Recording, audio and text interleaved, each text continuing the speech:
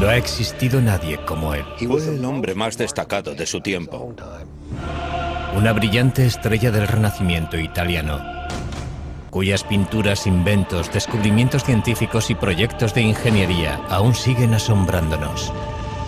Sabemos muy poco de él. Siempre le persiguió la controversia, entonces y ahora. Es un hombre sobre el que cualquiera puede inventarse una buena historia. Ahora se ha convertido en el protagonista de un bestseller internacional, donde se le presenta como el guardián del secreto más controvertido de la historia. ¿Dónde termina la verdad sobre él y comienza la ficción? Seguidamente, la vida de Leonardo da Vinci en biografía.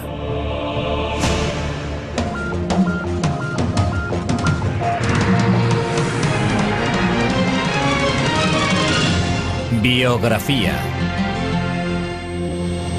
Leonardo da Vinci. Jesús, María Magdalena, la Iglesia, sociedades secretas, el Santo Grial y Leonardo da Vinci. Esos son los ingredientes principales del Código da Vinci, el multimillonario éxito de ventas escrito por Dan Brown que ha despertado una gran controversia. En la novela se ofrecen reinterpretaciones revolucionarias de obras de arte y arquitectónicas reales, con lo que el autor consigue difuminar la línea que separa la realidad de la ficción. Induce a pensar que las opiniones expresadas por Dan Brown sobre algunas obras de arte son realmente ciertas. Hoy analizaremos gran parte de esas obras creadas por Leonardo da Vinci, centrándonos especialmente en La Última Cena. ¿De verdad contiene esta obra maestra lo que dice el libro que contiene? Es indudable que hay pistas ocultas en las obras de Leonardo da Vinci. Pistas que nos ayudan a saber quién era, en qué creía y por qué continúa siendo una de las mentes más fascinantes que ha conocido el mundo. Leonardo nació en la Toscana, en un pueblo llamado Vinci, a las afueras de Florencia. Cuando nació Leonardo, Florencia era el centro del centro de Europa. En todos los sentidos. Era sin duda el centro artístico y también el centro cultural de Europa. Pero Leonardo da Vinci nace en unas circunstancias complicadas.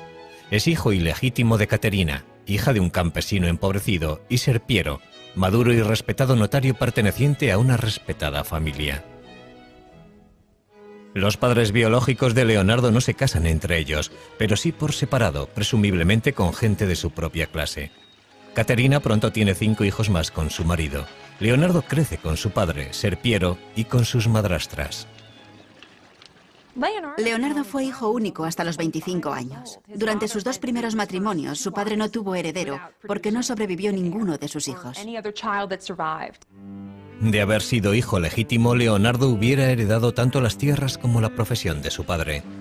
Pero como es ilegítimo, no recibirá nada. Como era hijo ilegítimo, no podía convertirse en notario. Por consiguiente, tuvieron que encauzarle hacia otra actividad. Obviamente saltaba a la vista que era un chico con mucho talento. Sabía dibujar muy bien. Sabía construir cosas. Es probable que fuera ambidiestro. Así que cuando vieron que le interesaba el arte, le animaron a que siguiera por ese camino, puesto que no había ninguna otra alternativa. Leonardo pronto se siente fascinado por la naturaleza. El agua, las plantas, los árboles, los animales, todo despierta su curiosidad.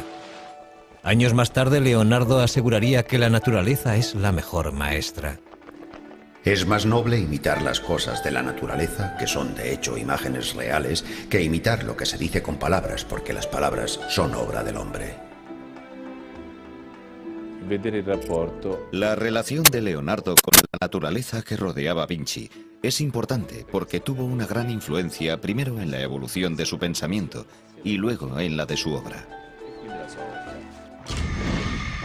Siendo aún adolescente, se traslada a Florencia con su padre, y allí se le presenta la oportunidad de pulir su talento al entrar de aprendiz en el taller del artista Andrea Verrocchio.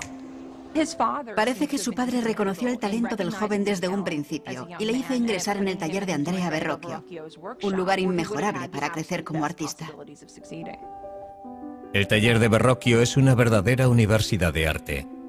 El joven Leonardo aprende a dibujar, a pintar, a trabajar el bronce, a crear muebles y a diseñar banderolas para los desfiles. Habilidades todas necesarias para convertirse en artista profesional. Lo que no es explicable es la chispa del genio.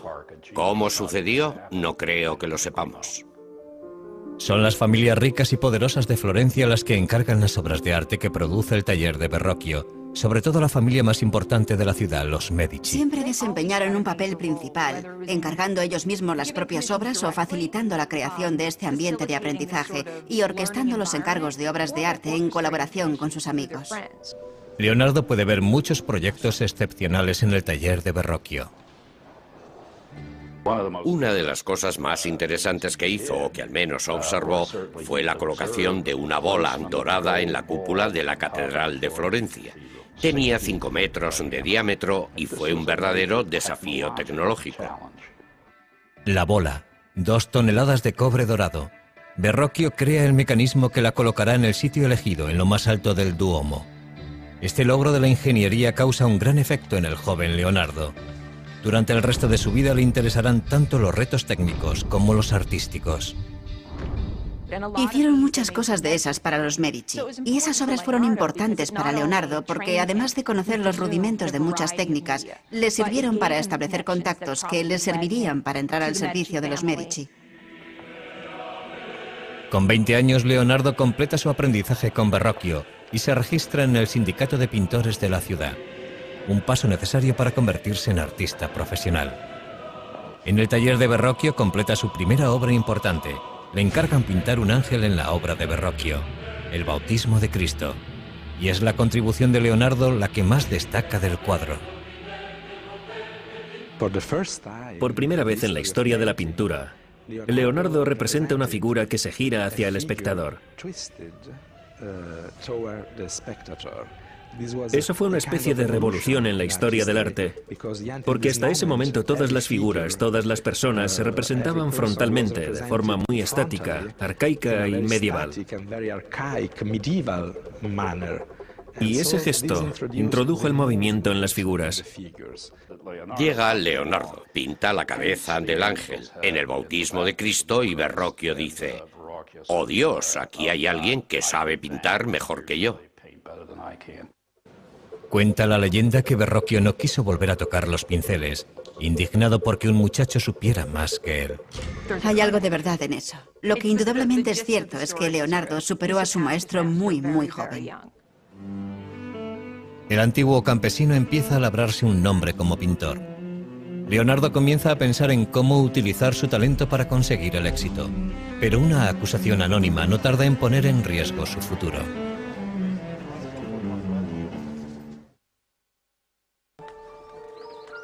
Leonardo da Vinci tiene ahora 24 años y ya ha pasado de ser considerado el hijo ilegítimo de un notario a convertirse en un artista legítimo. Es un prometedor artista florentino a la altura de Botticelli, Ghirlandaio y Rafael.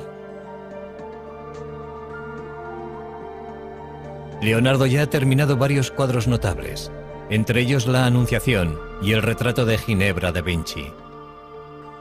Ha aprendido mucho en el taller de Andrea Verrocchio. Sus ideas y su técnica están evolucionando, pero la competencia es feroz.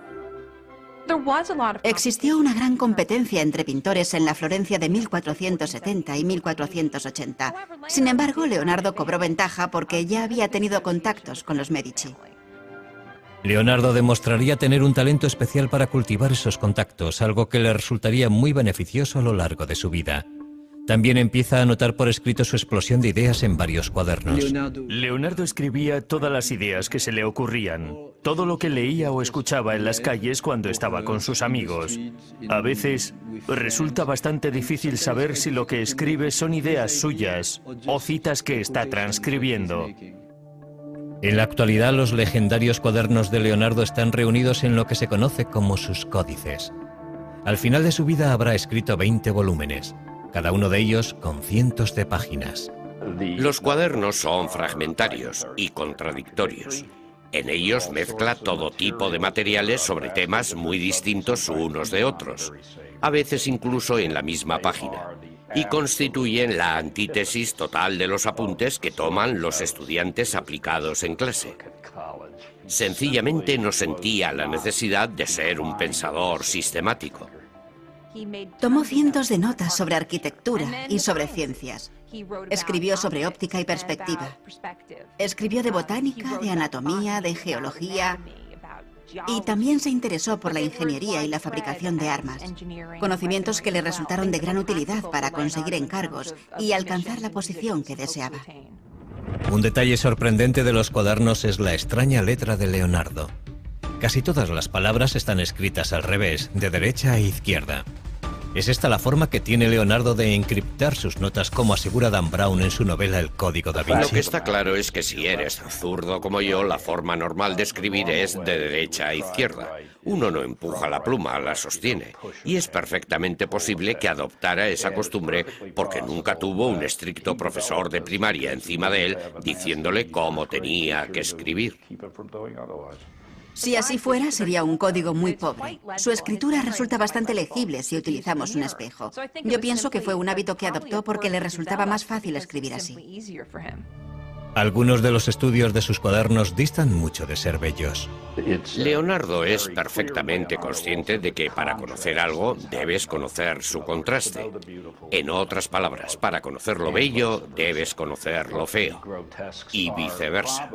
Los estudios grotescos son posiblemente una forma de examinar la variedad de posibilidades que nos ofrece el mundo biológico.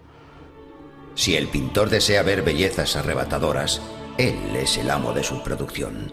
Y si desea ver cosas monstruosas que podrían causar pavor o que podrían ser cómicas, irrisibles o verdaderamente lastimosas, él es su señor y su Dios. Los cuadernos capturan una mente en perpetuo movimiento, pero aportan pocas pistas sobre su vida personal. Los cuadernos no son su diario. Por eso sabemos muy poco sobre relaciones personales, aparte de lo que podemos intuir gracias a otras pruebas periféricas. Uno de los asuntos que continúa en la oscuridad es la sexualidad de Leonardo. Lo que sí sabemos es que la policía secreta de Florencia detiene a Leonardo cuando éste tiene 24 años. Alguien le ha acusado anónimamente de practicar la sodomía con un joven de 17 años. Es imposible saber si la acusación era cierta o no, pero Leonardo se siente humillado y en peligro. El castigo por la sodomía oscila entre una simple multa y la pena capital. 2 meses después, Leonardo es juzgado, pero no se presenta ninguna prueba contra él, ni se presenta ningún testigo, y los cargos son retirados tan pronto como aparecieron. Pero Leonardo ha pasado verdadero miedo. Eso nos indica que desde muy temprano se creyó que Leonardo era homosexual. Es muy posible que mantuviera algún tipo de relación con hombres. Pero es probable que en el contexto de un taller artístico del siglo XV, eso fuera algo no tan infrecuente. Sin embargo, parece que en sus escritos, Leonardo desdeña el sexo en general. El acto de la cópula y los órganos que intervienen en él son tan feos que si no fuera por las caras y los adornos de los actores y los impulsos que les mueven, la raza humana desaparecería. A medida que fue madurando, se desinteresó por completo del sexo. Estaba totalmente concentrado en su misión como artista y científico. Estaba por encima del sexo. Leonardo abre su propio estudio en Florencia en cuanto retiran la acusación. Pero la violencia no tarda en adueñarse de la gran ciudad renacentista. Un sangriento golpe de estado planeado por el Papa y un colaborador amenaza con derribar a los Medici. Cuando el golpe fracasa, el Papa ordena al ejército de Nápoles tomar Florencia por las armas. Como para el resto de florentinos, la guerra es ahora una prioridad para Leonardo. Y empieza a diseñar escaleras y otros artefactos para defender y escalar las murallas de la ciudad. Leonardo empieza a trabajar en un nuevo campo, la ingeniería militar, algo que le fascinará durante toda la vida. Justo cuando parece que toda esperanza está perdida, la diplomacia de los Medici funciona. Florencia está salvada. Leonardo vuelve a tomar los pinceles y en 1480 empieza a pintar San Jerónimo. En el cuadro captura al angustiado santo golpeándose el pecho con una piedra en el desierto. En la actualidad este cuadro está colgado en el Vaticano inacabado, como muchas otras de sus pinturas. Y sin embargo la precisión de Leonardo a la hora de dibujar la anatomía humana hace que el dolor de San Jerónimo cobre vida ante nuestros ojos. Leonardo tiene casi 30 años cuando Lorenzo de Medici envía a los mejores pintores de Florencia al Vaticano para decorar la nueva Capilla Sistina. Esta colaboración forma parte de la nueva tregua firmada por los Medici y el Papa. Fueron elegidos muchos importantes pintores florentinos, pero no Leonardo. Es posible que se sintiera frustrado y que pensara que su talento no era reconocido. Pero Leonardo recibe un pequeño encargo que le mantiene ocupado. Un monasterio de las afueras de Florencia le contrata para pintar un retablo. El tema, la adoración de los magos.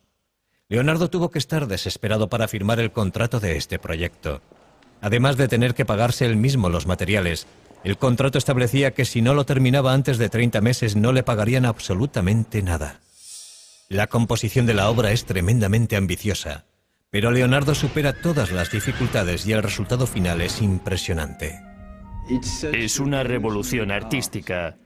Uno percibe que Leonardo está inventando un nuevo arte. Es probable que fuera demasiado nuevo incluso para él, y que por eso lo dejara sin terminar. Y sin embargo, es posiblemente la primera pintura realmente moderna de la historia. La estructura triangular del grupo que está en primer plano se convierte en un principio indiscutible del arte del Renacimiento. También destaca su énfasis en la diversidad. El viejo, el joven, el calvo, el barbado. Y la idea que anota más tarde en sus cuadernos de que hay que pintar la figura humana de los huesos hacia afuera. Si nos fijamos en la parte derecha de la pintura, vemos a un hombre anciano, pero uno juraría que es una calavera. En uno de los extremos del retablo vemos a un joven con la cabeza vuelta hacia el exterior. Se cree que es un autorretrato de un Leonardo de 29 años. Leonardo dedica muchísimo tiempo al retablo y sin embargo no consigue terminar la adoración de los magos. En el Código da Vinci, que después de todo es una obra de ficción, Dan Brown habla de la adoración de los magos, insinuando que se ha producido un gran descubrimiento bajo cientos de años de pintura. La realidad es un poco diferente. Lo cierto es que hace varios años retiraron la obra de donde estaba con la intención de restaurar la pintura. Y por lo que sabemos no se encontró ninguna modificación ni nada subversivo debajo de la pintura, aunque sí parece que la obra pudo haber sido retocada con posterioridad a la fecha en la que fue pintada. En la actualidad la adoración de los magos está expuesta en la Galería Uffizi de Florencia. Sin restaurar y dependiendo de a quién creamos, igual que como la dejó Leonardo. Parece que Leonardo no terminó este cuadro porque le distrajo algo que ocurría fuera de las murallas de Florencia. Algo que pondrá a prueba su habilidad, pero no como pintor. Con la esperanza de olvidar las dificultades de Florencia, Leonardo da Vinci decide trasladarse a Milán. Milán es la más septentrional de las ciudades-estado italianas y por consiguiente vulnerable a invasores extranjeros. A diferencia de Florencia, Milán es un centro de producción de armas y de tecnología militar. Leonardo confía en que aquí se le presenten nuevas oportunidades. Pero antes debe entablar relaciones con el hombre más poderoso de Milán, el duque Ludovico Sforza, el Moro. Leonardo llegó a Milán con poco más de 30 años. Abandonó Florencia porque se sentía bastante infeliz allí, pero también porque se entera de que Ludovico el Moro quería construir una gran estatua para honrar la memoria de su padre. Leonardo le escribe una atrevida carta al duque ofreciéndole sus servicios, no solo como pintor, sino como ingeniero militar. Haciendo gala de un descaro increíble, Leonardo asegura que es capaz de hacerlo todo. Principalmente el duque necesitaba fabricar pertrechos militares, armas ofensivas y defensivas. Y Leonardo le dice que él es el hombre que necesita. Y lo que resulta muy interesante es que en medio de la carta empieza a hablar en futuro. Y le deja caer que todavía no ha hecho nada de lo que dice que puede hacer. Pero eso nos demuestra que Leonardo sabía cómo promocionarse. Y al final de la carta le dice, por cierto, también puedo crear arte. Puedo hacer el monumento ecuestre en recuerdo de vuestro padre. En su carta, Leonardo propone diseños de fortalezas y técnicas para la fabricación de cañones y máquinas para sitiar ciudades. Uno de sus conceptos se adelanta cientos de años a su tiempo. Inspirado en el caparazón de las tortugas, Leonardo diseña el antecedente del tanque moderno. Su exterior está hecho con planchas de metal inclinadas para desviar el fuego enemigo. Unas pequeñas troneras permiten a los hombres que están dentro abrir fuego a su vez. La verdadera innovación es su forma de moverse. Un sistema de manivelas y poleas giradas por hombres o caballos pone en funcionamiento sus 4 ruedas. Pero si el tanque hubiera sido construido tal y como estaba diseñado, las ruedas habrían girado en direcciones opuestas y el tanque no se habría movido de su sitio. ¿Un error de aficionado cometido por Leonardo? ¿O un error intencionado para impedir que otros le robaran la idea? Nunca lo sabremos. Entre el resto de sus diseños militares destacan salvajes máquinas de muerte pensadas para diezmar las filas enemigas. Pero no son armas prácticas, sino armas de terror. El duque se fija en Leonardo, pero su primer encargo oficial no es un contrato de defensa. Ludovico Sforza quiere que Leonardo haga un retrato de su amante, Cecilia Gallerani. No era eso a lo que había ido Leonardo a Milán, pero la proximidad al poder suele acabar dando sus frutos. Leonardo encajó muy bien en la corte de Milán. Se sentía cómodo en el ambiente cortesano de la ciudad. El cuadro de Leonardo captura la luminosa belleza de la joven amante del duque. El armiño que lleva en brazos es un chiste visual de Leonardo basado en el apellido de Cecilia, que suena como la palabra griega para designar al armiño. Pero la testarudez de Leonardo frustra a otros clientes. Le contratan para crear un retablo basado en la Inmaculada Concepción, empleando una imaginería y unos colores específicos, pero lo que hace es dar rienda suelta a su imaginación. Jamás se había visto nada parecido en la pintura italiana. Nos encontramos con una pintura extraña, con un esquema compositivo triangular. La Virgen y el niño bendiciendo a San Juan arrodillado, y una extraña esfinge, una especie de ángel, situados todos en un paisaje de estalactitas, en el interior de una especie de gruta rocosa, un mundo húmedo y poco iluminado. La Virgen de las Rocas es una imagen perturbadora, muy distinta de lo que se suponía que debía entregar. Y Leonardo no la termina, al menos no entonces. Tras varios años de trabajo, Leonardo se gana finalmente el favor de Ludovico Sforza, que le nombra ingeniero de la corte. Es responsable de prácticamente todo, desde diseñar las tuberías del palacio, a crear los trajes para los espectáculos que se celebran en la corte. Incluso diseña un plan para fabricar un escenario giratorio. Leonardo fue muy feliz en Milán. Ludovico el Moro le permitió hacer casi todo lo que quería. La suya fue una posición muy cómoda. El castillo del duque es ya una fortaleza prácticamente inexpugnable, pero Leonardo crea diseños para reforzarlo. La amenaza siempre presente de la guerra estimula la imaginación de Leonardo. Diseña un puente que puede derrumbarse al paso del enemigo, una ametralladora primitiva, incluso un lanzallamas. Finalmente Ludovico Sforza concede a Leonardo el premio que tanto ansiaba. Le encarga la creación de una estatua enorme del padre del duque montando un semental. Leonardo empieza a tomar apuntes del natural. Leonardo siente fascinación por los caballos. Dibuja caballos por todas partes. Primero quiso hacer un caballo alzado sobre las patas traseras. Luego optó por un caballo que va al paso, puesto que desde el punto de vista de la estática era lo que podía conseguir. Sforza quiere que sea el mayor monumento ecuestre de la historia del arte. Basándonos en los bocetos que han quedado, parece que Leonardo quería hacer el caballo sin jinete. Un caballo de entre 6 y 7 metros de altura. Los desafíos técnicos son apabullantes. Leonardo crea incontables modelos pequeños en arcilla de la estatua antes de decidir cómo vaciar la versión final, para lo que se necesitarán 60 toneladas de bronce. En estos momentos, Leonardo tiene ya un nuevo taller en Milán y cuenta con un ayudante. Se llama Giacomo, pero Leonardo prefiere llamarle Salai, pequeño diablo. Salai ingresa en el taller con apenas 10 años, en 1490, y permanece junto a Leonardo durante toda su vida. Es evidente que existe un vínculo personal entre ambos. La relación no era únicamente laboral, pero desconocemos la naturaleza exacta de esa relación. Salai está junto a su maestro en uno de los días más importantes de su vida. Ludovico Sforza prepara una elaborada celebración familiar para presentar el modelo en arcilla a escala real del caballo de su padre. Pero antes de que pueda fundirse el bronce para la escultura, el ejército francés amenaza con invadir Milán, sacudiendo los cimientos de la dinastía Sforza. Las tropas de Sforza no son rival para el bien pertrechado ejército francés. No les queda más remedio que utilizar el bronce destinado al caballo de Sforza para fundir cañones. El sueño de Leonardo queda hecho pedazos. Escribe: no diré nada del caballo porque sé en qué tiempos vivimos. Pero el caballo no es el único monumento de la familia Sforza que el duque le ha pedido a Leonardo que cree. Leonardo estaba también pintando un mural religioso para la iglesia de los Sforza.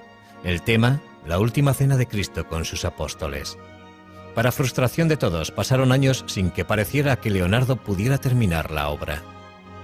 Ludovico Sforza le encargó esta obra cuando estaba decorando el monasterio de Santa Maria delle Grazie, probablemente como preparación para hacer un monumento funerario para él mismo. Por eso le encargó la última cena, una pintura mural para el refectorio, y en la pared opuesta iba a ir la crucifixión, con retratos de él y de su familia. Leonardo crea una composición revolucionaria para decorar la modesta pared de un monasterio. El genio de Leonardo se revela al preguntarse cómo capturo ese momento tan importante en el que Cristo dice: de verdad os digo que uno de vosotros me traicionará. Y ahí se desata un infierno psicológico.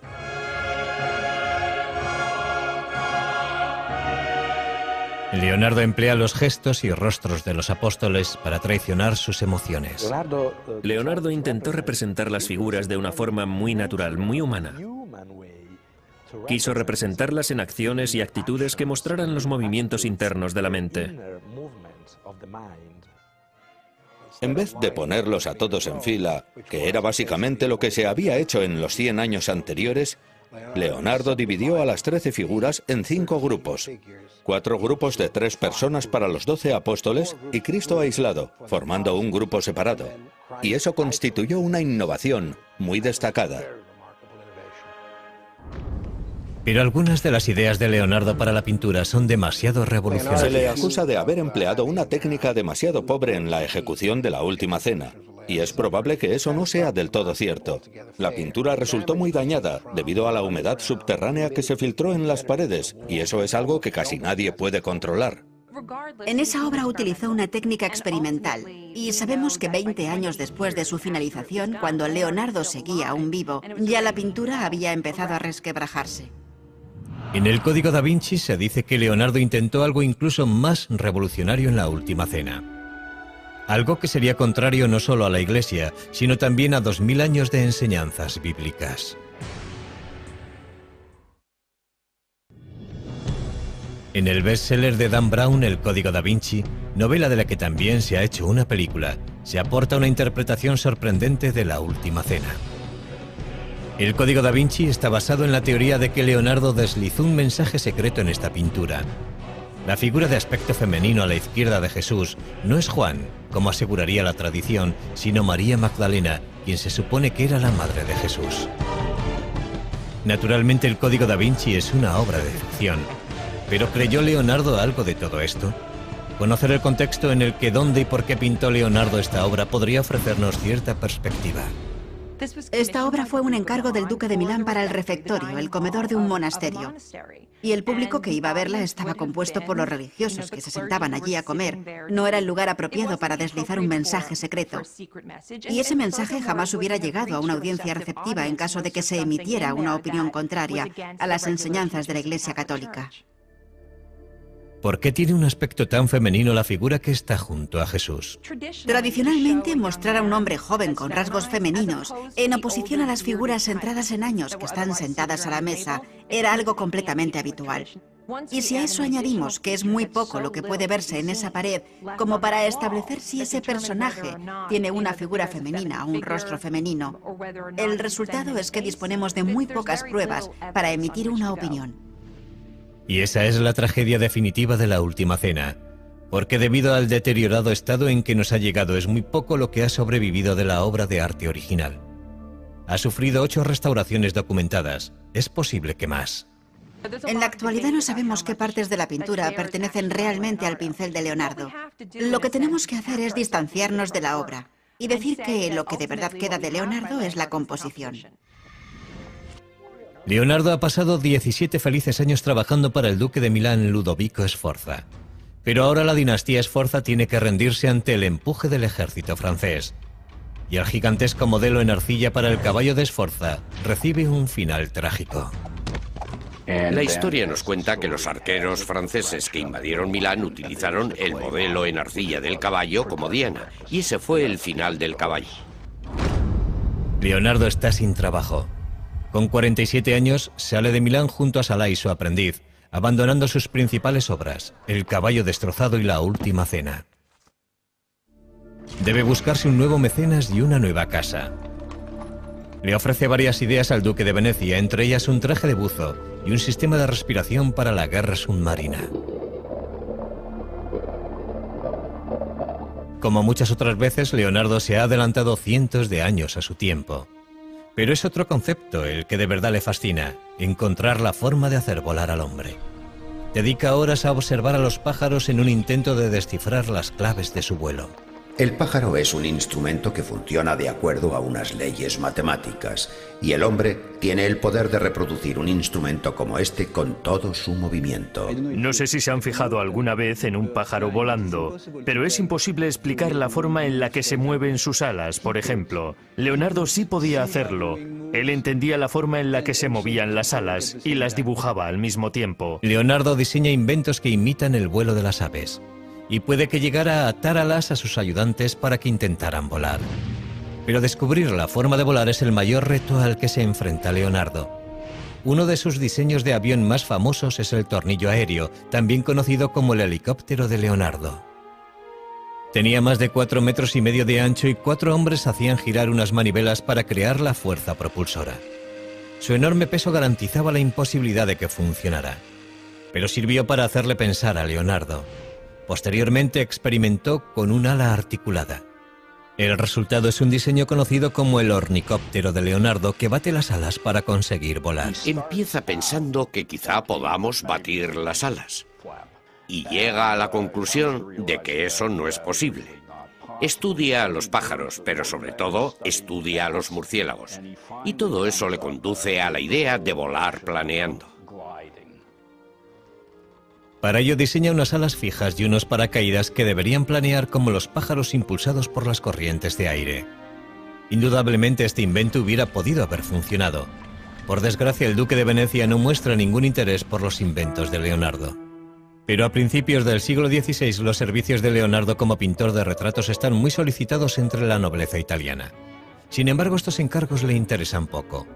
Cuando una dama le envía un mensajero para saber por qué no ha terminado su retrato, el mensajero regresa con la noticia de que Leonardo parece cansado de los pinceles. Uno pensaría que la gente que quería contratar a Leonardo, sus clientes y sus mecenas, vería con desagrado el hecho de que dejara tantos encargos inacabados y tantas obras incompletas. Y sin embargo, el trabajo de Leonardo como retratista siempre estuvo muy cotizado. Leonardo regresa finalmente a Florencia, la ciudad de su juventud, para volver a empezar. Pero por muy famoso que sea, otro artista más joven se ha convertido en el favorito de la ciudad, Miguel Ángel Buonarroti.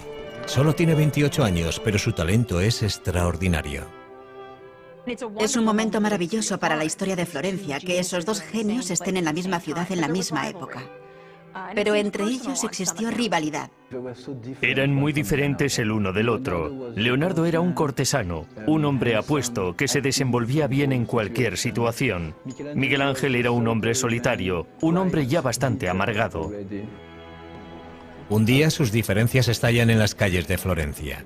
Leonardo tenía casi 25 años más que Miguel Ángel y debió de pensar que estaba por encima de tal rivalidad. Su resentimiento aumenta. Leonardo empieza a buscar encargos fuera de Florencia.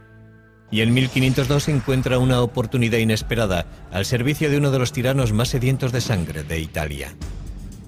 A principios del siglo XVI, Leonardo trabajaba para César Borgia, hijo ilegítimo del Papa Alejandro VI, que es en esos momentos el duque de Romaña, un militar, el general de los ejércitos del Papa, por así decirlo.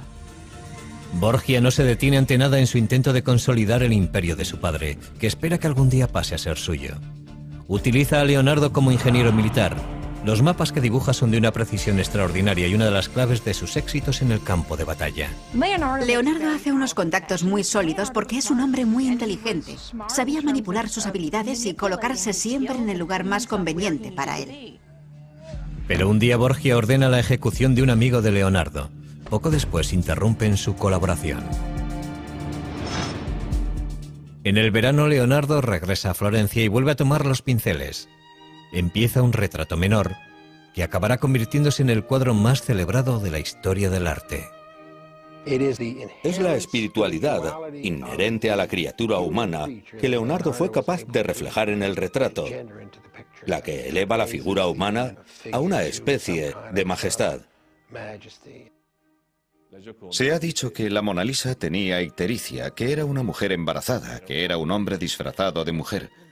Pero lo cierto es que la Mona Lisa es una gran pintura. Según el relato de un biógrafo, la Mona Lisa sería el retrato de Lisa Gioconda, la esposa de un mercader. Pero eso es algo que no es seguro. Para Leonardo, la Mona Lisa fue siempre una obra en evolución, su intento de alcanzar la perfección. Leonardo nunca entregó el retrato a la persona que se lo encargó y lo conservó hasta el fin de sus días. En la actualidad, el cuadro se expone en el Museo del Louvre, en París, protegido por un cristal antibalas. Es un tesoro nacional que no tiene precio. El cuadro no siempre estuvo tan bien vigilado, pero el robo de la apreciada pintura de Leonardo en 1911 lo cambió todo. Una mañana de verano, un antiguo empleado del Louvre descolgó la Mona Lisa de la pared sin que nadie le viera y salió del museo con el cuadro escondido debajo del abrigo. ¿Su motivo? Creía que el cuadro debía ser devuelto a Italia. Fue un acto de nacionalismo impulsado por la idea de que la Mona Lisa debería estar expuesta en un museo italiano. A pesar de una búsqueda desesperada, el cuadro permaneció en paradero desconocido durante más de 2 años, hasta que el ladrón se ofreció a devolverlo a Italia a cambio de dinero. En 1913 fue detenido en Florencia. La Mona Lisa estaba cuidadosamente escondida en el falso fondo de su maleta, en perfecto estado. Curiosamente, el robo y la recuperación de la Mona Lisa solo consiguieron aumentar la fama del cuadro. Poco después de que Leonardo empezara la Mona Lisa en Florencia, le contratan para pintar un fresco en la gran sala del Consejo de la ciudad. Es con diferencia el proyecto más grande en el que se ha embarcado Leonardo en su vida. Creo que fue un encargo muy importante para Leonardo, pero también fue un proyecto muy arriesgado para él, porque hubiera exigido de un artista que pintara el fresco. Y en última instancia no sería eso lo que haría Leonardo. El tema de la pintura es la victoria florentina sobre Milán en la batalla de Anghiari. Conocemos la composición que hizo Leonardo a partir de algunos de los bocetos que se conservan. Pero tras trabajar durante 3 años en el proyecto, Leonardo lo dejó inacabado. No sabemos lo que ocurrió con exactitud. Sabemos que la pintura no se adhirió a la pared y que intentó utilizar una técnica experimental. O puede que el motivo por el que no lo terminara tuviera algo que ver con el artista a quien se le encargó el fresco que ocuparía la pared opuesta, el principal rival de Leonardo, Miguel Ángel. Florencia era demasiado pequeña para los dos. Era o uno u otro. No podían trabajar al mismo tiempo en la misma ciudad. Leonardo acaricia la idea de volver a abandonar Florencia, pero no antes de empezar un nuevo campo de estudio. Parece ser que al Papa no le gustaba que Leonardo se dedicara a hacer disecciones. Era ilegal y, sin embargo, lo hacía.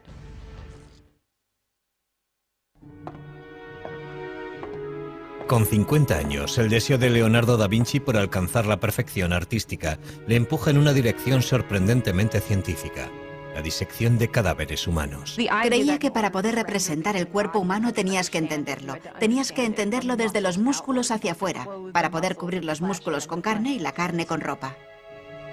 Leonardo nunca fue un hombre religioso y no tiene reparo en sajar la carne muerta para poder dibujar de forma sistemática todos los detalles del cuerpo humano. Lo que podría disuadirte es el miedo a pasar las horas nocturnas en compañía de esos cadáveres, despedazados y desollados y horribles de ver. Finalmente, la curiosidad le empuja al lecho de muerte de un hombre de 100 años. Leonardo espera pacientemente a que muera el hombre para poder investigar la causa de su muerte. El resultado de su autopsia es el primer caso documentado de arteriosclerosis de la historia, endurecimiento de las arterias. Leonardo llega a esta conclusión tras comparar el sistema circulatorio del viejo con el de un niño. Sus estudios anatómicos son sorprendentemente precisos. Pero lo que para Leonardo es ciencia, para otros resulta macabro. Conseguir cadáveres es un problema constante. Años más tarde, las autoridades de la Iglesia se enteran de estas autopsias y creen que ha ido demasiado lejos. el Papa pone fin a sus disecciones de una vez por todas. Finalmente, una pintura del pasado de Leonardo le lleva de nuevo a Milán. Después de más de 20 años le piden que vuelva para terminar La Virgen de las Rocas y supervisar la realización de una copia. ¿Cuál es el original y cuál es la copia? La versión del Louvre es la primera y se ajusta más al último estilo florentino de Leonardo. Probablemente el cuadro que termina colgado en Milán es la copia. Se pintó alrededor del año 1508 y está expuesto en la National Gallery de Londres. A pesar de su reputación como pintor, a medida que Leonardo envejece, su verdadero legado son sus cuadernos, toda una vida de exploración científica y artística, capturada en miles de hojas de frágil papel. Entre esas páginas se encuentra esta imagen, que se cree que es un autorretrato de un Leonardo ya anciano. Leonardo ha superado ampliamente los 60 años y está cansado. Ha experimentado un cambio tremendo. Por eso, cuando el rey de Francia, gran admirador y coleccionista de la obra de Leonardo, le invita a él y a sus 2 ayudantes a viajar a su corte, Leonardo no deja pasar la oportunidad.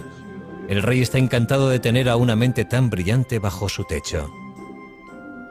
Era frecuente que el rey llamara a su puerta a cualquier hora del día o de la noche para preguntarle algo. Y Leonardo estaba encantado porque, de hecho, aquel era el sueño de su vida. Lo triste es que, para entonces, Leonardo era ya demasiado viejo como para crear algo.